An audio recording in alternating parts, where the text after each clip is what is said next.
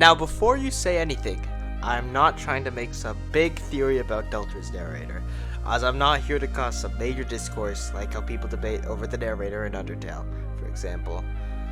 I am not making a big theory here because I don't think the narration in this game has a big plot relevance. Not even comparable to probably Undertale's, in my opinion. Who knows, though, obviously. But just because it won't have some crazy plot twist, some crazy reveal with it, I still think it's interesting how the narration adds to the game, the plot, and just the game in general, in certain ways, and just the narration around it. I just want to talk about it. I'm just here to analyze Deltarune's narration, as I think it is very interesting how Deltarune handles it. So, why? Well, narration is very important in RPGs, and in a game that exists to challenge a lot of RPG tropes, especially when it surrounds how the game handles the player, the protagonist, I think it is important to look at the narration and see how it separates that, and just how it distinctly does it from other games. So, let's look at Deltarune's interesting case of narration. So, what I first want to look at in this is that, who is the narrator? Or is it just narration? Like, is it an omnipotent narrator? Now, this section, don't worry, it's not really a theory. It's more like dispelling theories, I guess, in a way. Now, I have heard some people believe that the narrator could be Kris, like what we see them interacting with. And I don't know. I don't really love this. The main reason I think people seem to think that is how deadpan the narration can be at times, such as in Chapter 1, where it says, a cactus. There's not much to say about it. When in Undertale, it was very different, clearly contrasting from there, when you interact with the cactus in that game. While yes, this does align somewhat with Kris, being very deadpan and not seeming to want to say much about things, there are stronger reasons why Kris isn't narrating. Now, there's a point to be made that Kris wouldn't know the stats of Darkness anyways, so there's proof already. However, I think that's a pretty moot point, because Deltarune's Dark Worlds could very well function in a way where they could be easily identified. Also, you could have a narrator in a game that could know the stats solely for gameplay reasons, to be honest. I don't think that's any proof. Like, what I'm kind of getting at is when we're talking about Undertale narrations too, I don't think stats necessarily mean much. But multiple times in the game, the narration mentions your brother or your mother when referring to Asriel and Toriel. And if I'm going to be honest, I think this clearly shows that the narrator isn't Kris. If Kris was narrating, they would have no reason, and I would even intentionally not to say that it is your brother, because why wouldn't they say my brother? Or if they were talking to us, wouldn't say anything at all.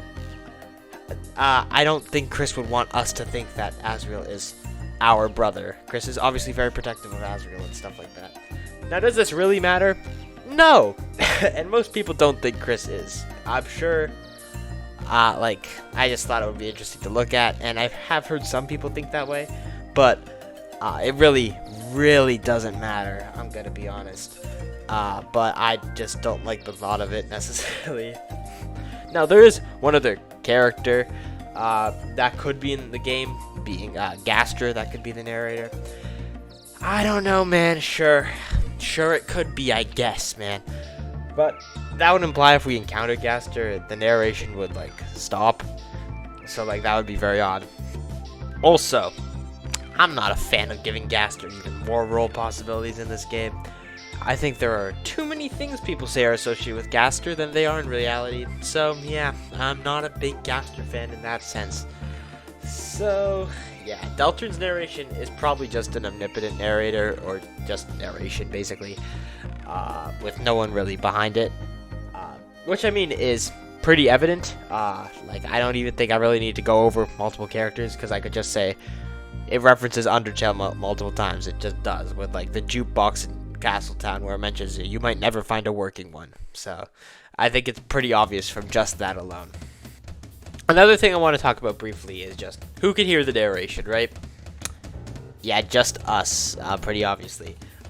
The narration could be talking to Kris, that's why I bring it up, but pretty evident that it doesn't. Kris just never reacts to the narration, and I think they would at some point. However, there is another possibility of someone who could be the narrator that I did forget to mention in the last part, and some people believe this theory that I'm don't love, which is the existence of a third entity in the soul. Wow.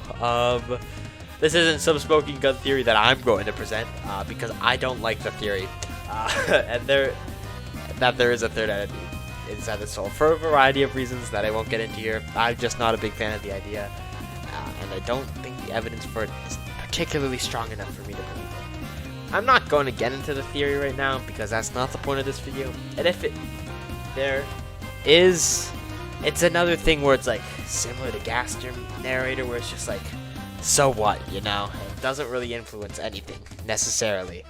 Now, if you are thinking the soul is the narrator for some reason, like it's just us talking to ourselves for some reason, I also don't really think it's that, as it's evident that, especially in the weird route, where it is clearly the soul as in us speaking to characters through Kris, or even just without Kris, where we can communicate like telepathically with Noelle. So I don't think the narration is just the soul or whatever, because that still could be an omnipotent narrator, but I think it's just an outside force not associated with any character in any way. Now, if it is what I just mentioned, that it doesn't change literally anything. See, there's no theory here in this video. It's just an analysis. If it's just an omnipotent narrator, it's just an omnipotent narrator, man. And even if it's not, I don't think we're getting an answer to who the narrator is, because it's not a big deal and doesn't change much if we get the answer to that. If this gets proven, or if something else gets proven. You know what I mean? However, Deltarune's narration is still very interesting. Before looking at the narration, I didn't think much of it but there's a lot to appreciate. I didn't think much of it before, but there's much to appreciate with how Deltarune specifically handles narration in the story. The narrator in Deltarune really, like just the narration, really wants to bridge the gap between Kris and the player when it really shouldn't be. We are clearly not Kris. However, the narrator on multiple occasions mentions you when referring to both us and Kris, which is why it's kind of weird and also probably not a character. It's just like for gameplay entirely, right? When they're mentioning you and Kris. But it still does bridge the gap between the player and Kris, and it constantly tries to get us to keep us thinking this. I do think it's trying to strengthen this. I think there is intention behind it calling us you multiple times when talking about Kris and us. And the game clearly displays that we aren't Kris, right?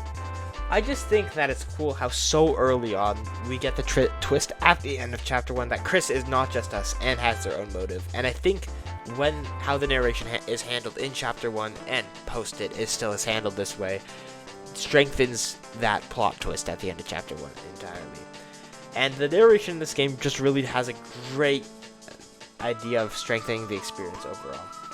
So why does even analyzing Deltarune's narration matter at all? I mean, I just did it for fun mostly, but I do think narration holds more power in this game than it does many others.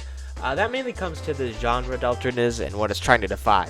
You've probably heard it many times before, like I have. Sonic has had a rough transition into 3D.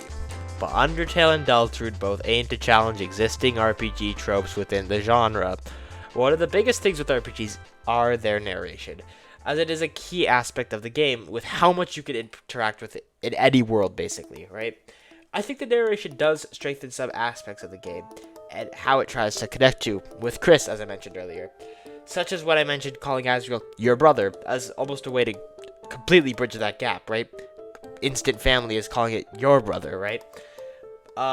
And it really is interesting how Deltarune almost gives you a false sense that we are Kris until it is revealed that Kris is not us. In any other RPG or even game in general, it doesn't matter if technically you and the character aren't the same, as the game doesn't challenge the trope at all. It's not meant to.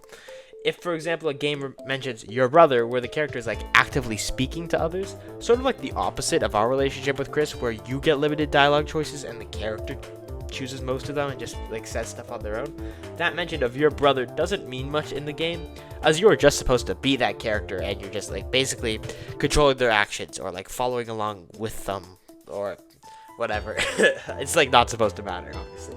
But I think it is extremely interesting how much Deltarune plays around that relationship, where the protagonist and player don't operate the same way with conflicting goals and opinions.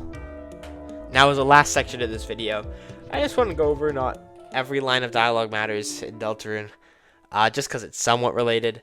Also, if you expect me in this video to go over a ton of lines of dialogue that are like, wow, this is interesting, I'm not going to do that because I don't have much to say on most of them. I have stuff to say over the narration overall, but I'm not going to go over individual lines of dialogue. Sorry if you like wanted like a big narration dump that I have like thoughts on or whatever.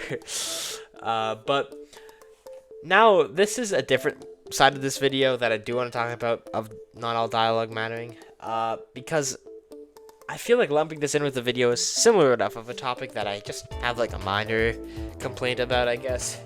As someone who watches a ton of theories, I mean a lot, I watch a lot of theories. Like I've seen people bring up theories that I've watched myself in my comments. Yeah, you're I know you didn't come up with that yourself, pal. But I find it